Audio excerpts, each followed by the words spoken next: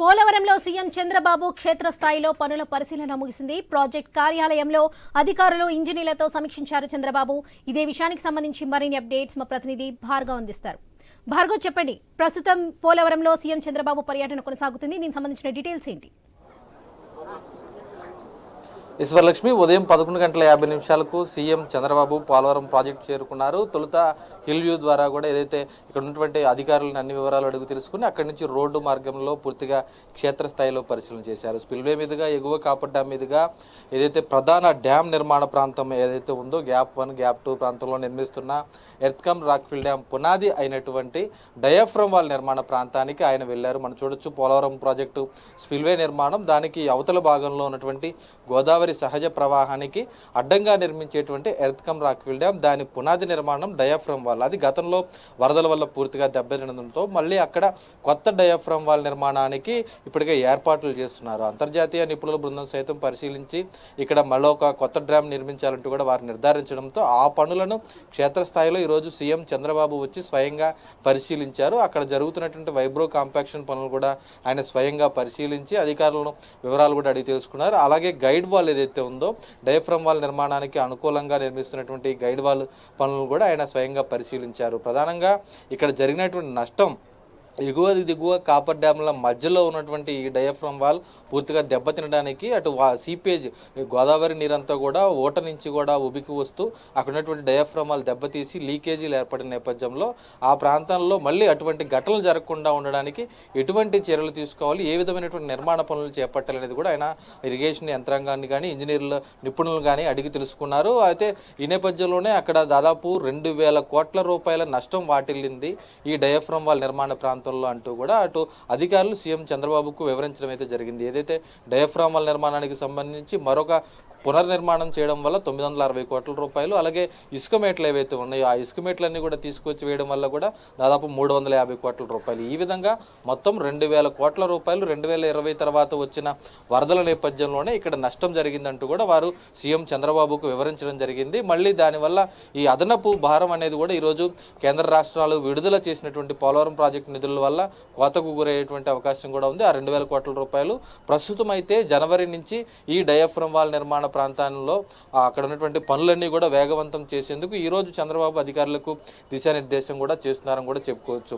ప్రధానంగా డ్యామ్ ప్రాంతంలో ఏదైతే ఉందో ఎర్త్కమ్ రాక్ఫిల్ డ్యామ్ నిర్మించాలంటే డయాఫ్రమ్ వాల్ పూర్తిగా నిర్మాణం జరగాల్సిన పరిస్థితి ఉంది. అయితే సమాంతరంగా ఈ పనులు చేపట్టేందుకు కూడా అంతర్జాతీయ నిపుణులు సలహాలు ఇవ్వడంతో ఏదైతే జనవరిలో డయాఫ్రమ్ వాల్ నిర్మాణ ప్రాంతం మనం చూసినటువంటి గోదావరి సహజ ప్రవాహానికి అడ్డంగా ఉన్నటువంటి ప్రాంతంలో సహజ ప్రవాహానికి అడ్డంగా నిర్మించే డయాఫ్రమ్ వాల్ ఏదైతే ఉందో డయాఫ్రమ్ వాల్ పునాది రాయి, ఆ పునాది రాయి నిర్మించిన నెల రోజుల తర్వాత నుంచే నిర్మాణం ప్రారంభించిన నెల రోజుల నుంచే సమాంతరంగా ఇక్కడ ఏదైతే ఎర్త్కమ్ రాక్ఫిల్ డ్యామ్ నిర్మాణం కూడా చేపడుతుంది. దాదాపు 50 లక్షల క్యూసెక్ల సామర్థ్యం తట్టుకునే విధంగా 196 టీఎంసీల నీరు నిల్వ ఉంచే విధంగా కూడా ఈ డ్యామ్ అనేది కూడా నిర్మించాల్సిన పరిస్థితి ఉంది. అంటే సహజ ప్రవాహానికి అడ్డంగా ఒక మట్టి రాయి కొండను నిర్మించాల్సిన అవసరం ఇక్కడ ఉంది. అదంతా కూడా జరగడానికి దాదాపు 3 సంవత్సరాల పాటు కాలం పట్టే అవకాశం ఉన్న నేపథ్యంలో సమాంతరంగా నిర్మించడం వల్ల అది 2 సంవత్సరాలకి కుదించేటువంటి వెసులుబాటు ఉందంటూ కూడా నిపుణులు సూచించడంతో ఆ మేరకు చంద్రబాబు ఈరోజు అధికార యంత్రాంగానికి సూచనలు ఇవ్వబడినట్లు తెలుస్తోంది. ప్రస్తుతం సమీక్ష చేస్తున్నారు CM Chandrababu. Irrigation project camp కార్యాలయంలో కూడా అధికార యంత్రాంగంతో పాటు గుత్తేదారు నిర్మాణ సంస్థలు ఏవైతే ఉన్నాయో ఇక్కడ ఉన్నటువంటి మెగా ఇంజనీరింగ్ కానీ లేకపోతే బావర్ సంస్థలు కానీ ఇందులో భాగస్వామి అయినటువంటి నిపుణులు ఎవరైతే ఉన్నారో వారందరితో కూడా ప్రస్తుతం సమీక్ష సమావేశం ప్రారంభించారు.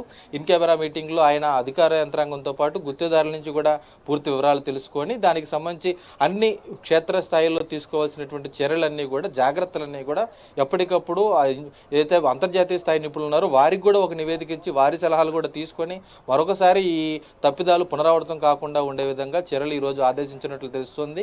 ప్రధానంగా ఈ డ్యామ్ నిర్మాణంలో భాగమైనటువంటి అంశాలతో పాటు పోలవరం ప్రాజెక్టు పునరావాసానికి సంబంధించి కూడా ఈరోజు ఒక స్పష్టమైనటువంటి ఆదేశాలు చంద్రబాబు ఇస్తారని కూడా మనకు తెలుస్తోంది. ఎందుకంటే ప్రతిసారి వరదలు వచ్చినప్పుడల్లా కూడా 8 మండలాల్లో ముంపుకు గురవుతున్నాయి. దాదాపు 1,06,000 కుటుంబాలు ఇక్కడ ఉంటే వారందరికీ కూడా పునరావాసం పరిహారానికి సంబంధించి ఇప్పటి వరకు 25% మాత్రమే ఈ ప్యాకేజ్ ఇవ్వడం అయితే జరిగింది. ఈ తరుణంలో ఇంకా దాదాపు 70,000 మంది వరకు కూడా తరలించాల్సిన పరిస్థితి ఉంది. వారికి పునరావాసం కానీ ప్యాకేజీ కానీ ఇవ్వాల్సిన పరిస్థితి కూడా ఉంది. అలాగే ఆ 70,000 మందికి కూడా ఇంకా ప్రతిసారి ముంపు గురవుతూనే ఉన్నారు. అయితే 41.5 కాంటూరు నేపథ్యంలో మాత్రం ఇక్కడ ఉన్నటువంటి దాదాపు 176 కాలనీలు మునిగిపోతుండగా 45.72 కాంటూరు పరిధిలో దాదాపు మొత్తం 106,000 కుటుంబాలు కూడా ముంపుకు గురవుతాయి. అయితే వీరందరినీ ఎప్పటిలోగా తరలిస్తారు, వారికి పరిహారం ఎప్పుడు ఇస్తారు అనేటువంటి అంశాలకు సంబంధించి కూడా ఈరోజు ఒక క్లారిటీ వచ్చేటువంటి అవకాశం కనిపిస్తోంది. ఖచ్చితంగా తొలి కాంటూరు పరిధిలో ఉన్న నిర్వాసితులకు న్యాయం చేయాలి అంటే కూడా ఇటీవల 8 మండలాల్లో ఉన్నటువంటి నిర్వాసితులందరూ కూడా వచ్చి అక్కడ వేలేరుపాడులో ఉన్నటువంటి వామపక్ష నేతలందరి సమక్షంలో భేటీ అవడం అయితే జరిగింది. ఆ భేటీ అనంతరం కూడా వారు స్థానికంగా ఉన్నటువంటి ప్రజాప్రతినిధులకు సీఎం దృష్టికి తీసుకువెళ్లే విధంగా వినతి పత్రాలు ఇవ్వడం అయితే జరిగింది. ఈ తరుణంలోనే అక్కడ ఉన్నటువంటి నేతలందరూ కూడా ఈరోజు సీఎం చంద్రబాబుకు నిర్వాసితుల అంశానికి సంబంధించి కూడా పలు వినతులు ఇవ్వబోతున్నట్లు తెలుస్తోంది. ఖచ్చితంగా ప్రాజెక్టు పూర్తి చేయడంతో పాటు దానికి ప్రాధాన్యత ఇవ్వాలంటూ కూడా పోలవరం నిర్వాసితుల అంశానికి సంబంధించి వారు అనేక వినతులు ఈరోజు సీఎం చంద్రబాబు దృష్టికి తీసుకువెళ్లనున్న నేపథ్యంలో అందుకు సంబంధించి కూడా ఒక స్పష్టమైనటువంటి ఆదేశాలు వచ్చేటువంటి పరిస్థితి కనిపిస్తుంది. ఖచ్చితంగా 41.52 అంటే తొలి కాంటూరు పరిధిలో నిర్వాసితులందరికీ కూడా త్వరితగతిన ప్యాకేజీ అందించే విధంగా ఈరోజు రాష్ట్ర ప్రభుత్వం అడుగులు వేస్తుందంటూ కూడా వారు కోటి ఆశలతో ఎదురు చూస్తున్నారు. ఎందుకంటే నిర్వాసితులు పూర్తిగా తమ గూడు కోల్పోయి, ఊరు కోల్పోయి, తమ సాధారణ జనజీవనాన్ని కూడా కోల్పోయి వేరే ప్రాంతాలకు తరలి వెళ్తూ ఉన్న నేపథ్యంలో వారందరికీ కూడా తొలుత భరోసా ఇచ్చి ఆ తర్వాత ప్రాజెక్టు నిర్మాణ వేగవంతం చేయాలంటూ కూడా ఇక్కడి స్థానిక ప్రజలందరూ కూడా కోరుతున్న నేపథ్యంలో అందుకు అనుగుణంగా ఈరోజు చంద్రబాబు ఎటువంటి ఆదేశాలు ఇస్తారంటూ కూడా అందరూ ఎదురు చూస్తున్న పరిస్థితి అయితే ఉంది. వరలక్ష్మి.